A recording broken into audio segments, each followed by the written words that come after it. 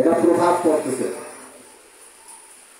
বোরকা পরা মেয়ে ছেলের হাত ধরে পালিয়ে গেছে, এরকম কোন খবর বাংলাদেশে ঘটে নাই? একবার ঘটছে নাকি?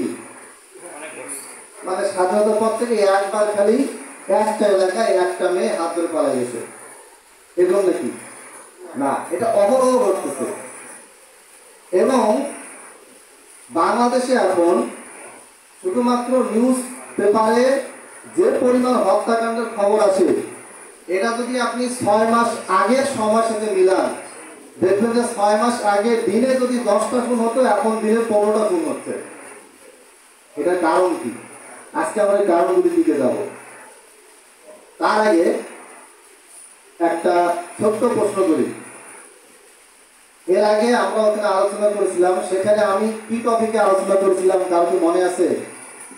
ছিলেন কেউ? যারা ছিলেন তাদের কারো মনে আছে? মনে নাই? আচ্ছা, ওখানকারই একটা পয়েন্ট আমি আলোচনা করবো। তারপরে আমি যে প্রশ্নটা প্রথমে করলাম যে আমাদের চারিত্রিক অধঃপতন কেন হচ্ছে, কারণটা কি? দিনের পর দিন একটা সময় আমরা মনে করতাম যে না, মুসলমানরা ভালো আছে, বাকি অন্যান্য ধর্মের মানুষরা দিন দিন গোল্লায় যাচ্ছে।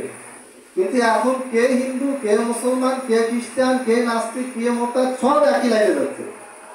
এটা কেন, আমরা সেটা আজকে বিশ্লেষণ করবো। তার আগে একটা পয়েন্ট বলি, সেটা হচ্ছে পবিত্র কোরআন।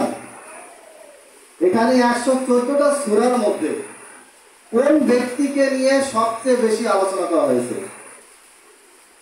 প্রায় 8%, মানে 100টা আয়াত যদি থাকে, 8টা আয়াতই একজন ব্যক্তিকে নিয়ে আলোচনা করা হয়েছে। সেই ব্যক্তিটাকে সূরা বাকারায় দেখবেন যে ওনার নাম আলী ইমরান।